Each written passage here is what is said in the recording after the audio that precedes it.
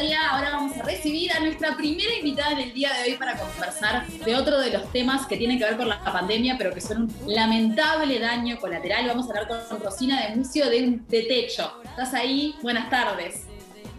Hola Anaí, buenas tardes, ¿cómo estás? Muy bien, gracias por hacerte un ratito y conversar un poco con nosotros sobre, en realidad voy a ir de lleno a una cifra que me parece que nos alarma a todos, y es la cantidad de llamadas que recibió Techo en el último año, que fueron el doble de las que recibió en 2019. ¿Eso es así? Exactamente, primero gracias a ti por el espacio. Para nosotros es un gusto estar con ustedes que siempre nos reciben. Pero efectivamente, el 2019 habíamos cerrado el año con aproximadamente unas 250 llamadas o pedidos de apoyos de familias, de referentes comunitarios que viven en asentamientos, y el 2020 lo cerramos con más de 500 llamadas. Es impresionante. Exactamente, ¿qué piden estas llamadas o qué ayuda le solicitan estas personas a Techo? Bien, estas llamadas se enmarcan en el contexto de emergencia habitacional que viven las familias en muchos asentamientos de nuestro país. Es decir, se contactan con nosotros familias y referentes que se contactan en nombre de otras familias, muchas veces que identifican en su barrio, que viven en lo que nosotros denominamos en una situación de emergencia habitacional. Es decir, familias que viven en construcciones de una materialidad muy, muy precaria, de costanero, de chapa, de nylon, son sus viviendas, y que además cuentan con la dificultad de contar con acceso regular a al menos dos servicios básicos, como son electricidad, agua, saneamiento.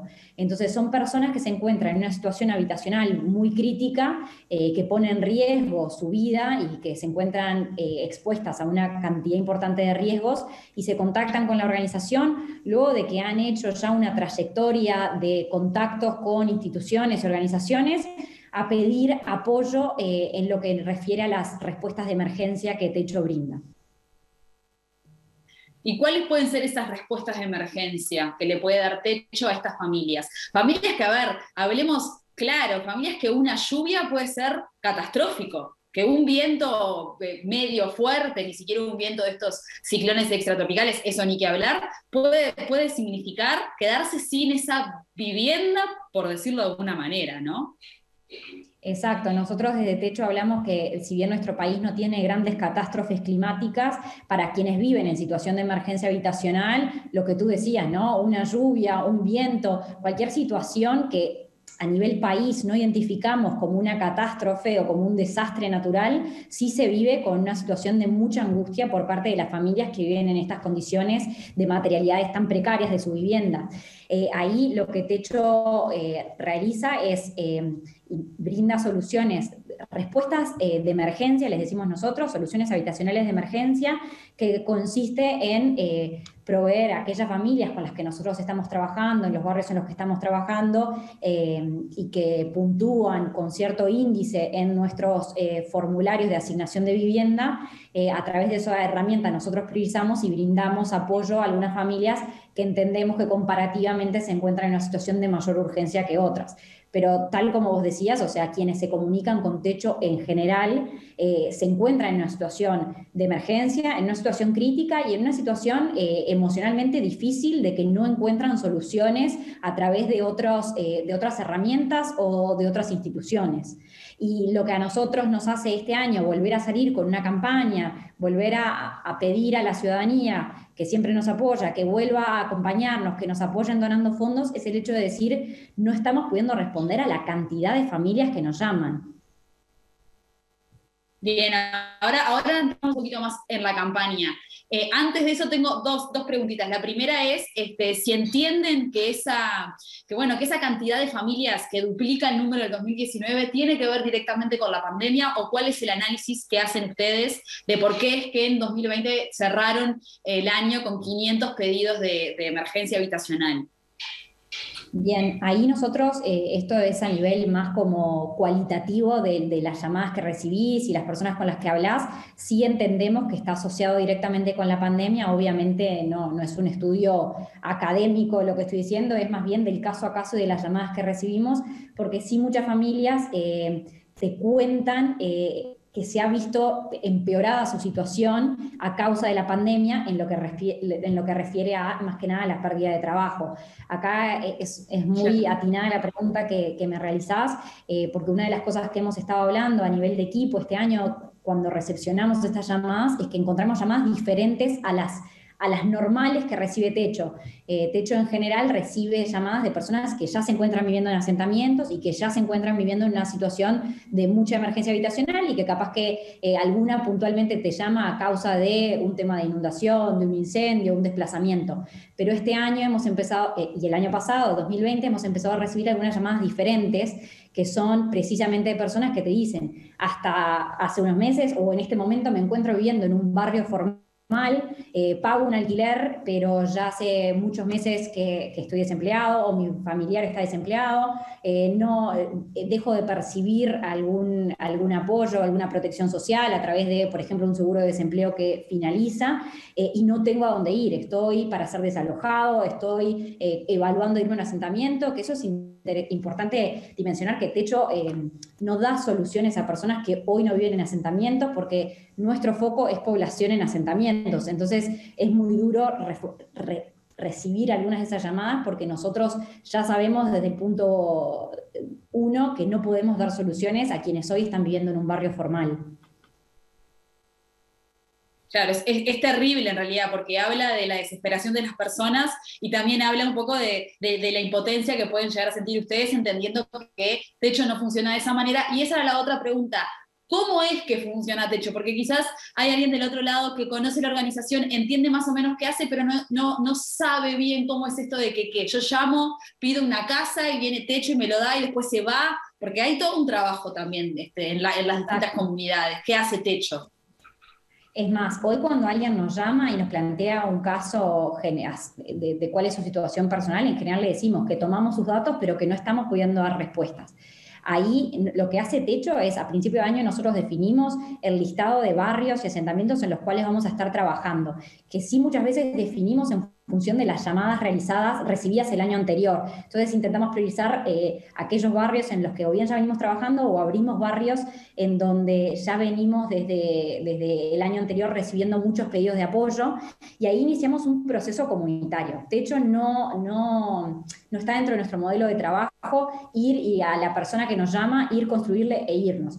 De hecho, se enmarca en un trabajo comunitario en el que trabaja con vecinos y vecinas, no solo con quienes en última instancia terminan recibiendo el apoyo a través de una solución de emergencia, sino que lo que intentamos es generar procesos participativos en los barrios, apoyar la generación de más comunidad, propiciamos lo que nosotros llamamos mesas de trabajo, que son espacios de intercambio entre los voluntarios de la organización y los vecinos y vecinas de los barrios, en los que en conjunto se determina cuáles son las principales necesidades del barrio, en qué Techo puede apoyar, porque nosotros llevamos adelante no solo proyectos más asociados a las respuestas habitacionales, sino también proyectos más bien vinculados también a la infraestructura y al hábitat comunitario en general.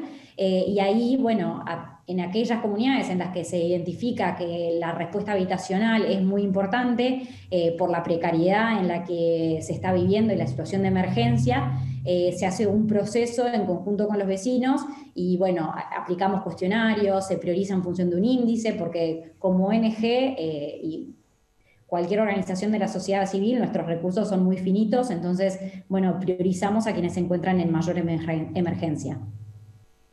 ¿Y qué es lo porque tengo entendido también que Techo maneja como distintos tipos de diseño de casas, y qué es lo que en realidad pretende Techo? Que esa sea su casa, digamos, o sea, eligen una familia porque según el índice que maneja la organización, entienden que esa familia merece, necesita y tiene que tener esta nueva casa, le arman estos módulos en conjunto con todo el barrio, pero esa es la casa que Techo quiere que quede como para esta familia.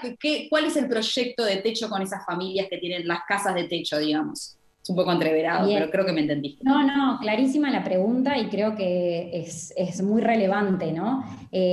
Techo no provee soluciones de vivienda o soluciones habitacionales definitivas. Lo que Techo provee son soluciones de emergencia para que si anoche se te incendió tu vivienda y quedaste viviendo en un asentamiento pero en una condición de mucha vulnerabilidad, que hoy tengas un lugar cerrado, aislado de los elementos, que te permita cerrar una puerta y dormir. Pero de ninguna manera esa es la respuesta definitiva que Techo busca o que considera que es suficiente. Techo es una organización de la sociedad civil y considera que las respuestas definitivas se tienen que brindar a través de políticas públicas encabezadas y lideradas por el Estado. En la medida que estas respuestas no llegan o no llegan con la celeridad que se necesitan, desde Techo buscamos dar soluciones de emergencia para responder a situaciones de máxima vulnerabilidad. Y ahí esto es importante, ¿no? Nosotros siempre decimos, nuestras respuestas son transitorias, nuestras respuestas no son definitivas, no buscan serlo, pero realmente, y para nosotros es un motivo de preocupación, muchas veces nuestras soluciones se vuelven definitivas en la medida en que no llegan las soluciones que la gente necesita. Está clarísimo. Bueno, y ahora para ir cerrando, que nos tenemos que despedir, contame un poco qué campaña está en este momento levantando Techo, cuál es la campaña para recaudar y cómo podemos hacer para apoyar a esta ONG. Bien, nuestra campaña este año se llama La Realidad Te Llama y fue una apuesta a visibilizar realmente a través del apoyo de actores del medio y de escritores que nos acompañaron a guionar un poco las llamadas reales que recibimos, dimensionar cuál es la situación de emergencia de las personas que nos llaman, que en su mayoría, en el 80% de los casos, son mujeres con niños a cargo. Y básicamente lo que demuestra es eso, la urgencia de las llamadas que recibimos y la necesidad que tenemos de dar más y más respuestas y lo difícil que es en un contexto de pandemia y en el que las donaciones se ven limitadas, los recursos de todos son más pequeños y más finitos. Y bueno, acá la invitación está a todos a que puedan colaborar de la manera que crean que pueden. Quien no puede hacer un aporte económico a través de nuestra web, que es techo.org/Uruguay, se pueden hacer voluntarios y más que bienvenido quien quiera colaborar desde ese lugar y quien esté dispuesto a hacer un aporte económico. Nuestras vías de colaboración son a través de nuestra web, como decía, www.techo.org/Uruguay, a través de nuestra cuenta en el Banco Itaú, que es la 107-290, y para quienes prefieren ir en persona o hacerlo a través de Hábitat, nuestra cuenta es 897. Perfecto, y ahora para cerrar, ¿qué número de personas en Montevideo viven en asentamientos? Estoy segura que ustedes tienen esos números y seguramente son más que impactantes, como para irnos a la tanda reflexionando. Bien, bueno, acá estos datos no son actualizados, son datos relevados en 2018 en un censo de 2019, o sea, un censo que se publica en 2019 por parte de Techo. Entonces, la verdad es que tomémoslos con pinzas porque realmente es posible que el número haya aumentado a través de la situación de pandemia y el tema vinculado al empleo y a la situación económica de muchas personas. Nosotros en 2019 hablamos de aproximadamente 190.000 personas viviendo en asentamientos y en Montevideo decía, y está probablemente en uno de estos afiches que están detrás de mí, 1 de cada 10 personas en Montevideo vive en asentamientos, o sea, es un número muy alto. Probablemente muchas de las personas con las que convivimos en la vida diaria o que nos cruzamos viven en un asentamiento y no lo dimensionamos.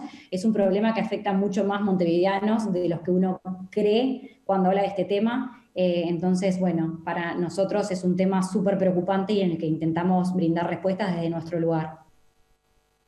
Impresionante, Rosina, tal cual. Cuando salimos a la calle de mañana, de 10 personas que nos cruzamos, una va a estar viviendo en un asentamiento, es bastante impactante. Así que ayudar como se pueda con Techo a través de la web, sea con economía, o sea, con dinero o con voluntariado que también sirve, techo.org. Muchísimas gracias, te tengo que despedir y bueno, estamos a las órdenes para cualquier otra cosa que necesiten. Muchas gracias a ustedes, gracias por el apoyo de siempre.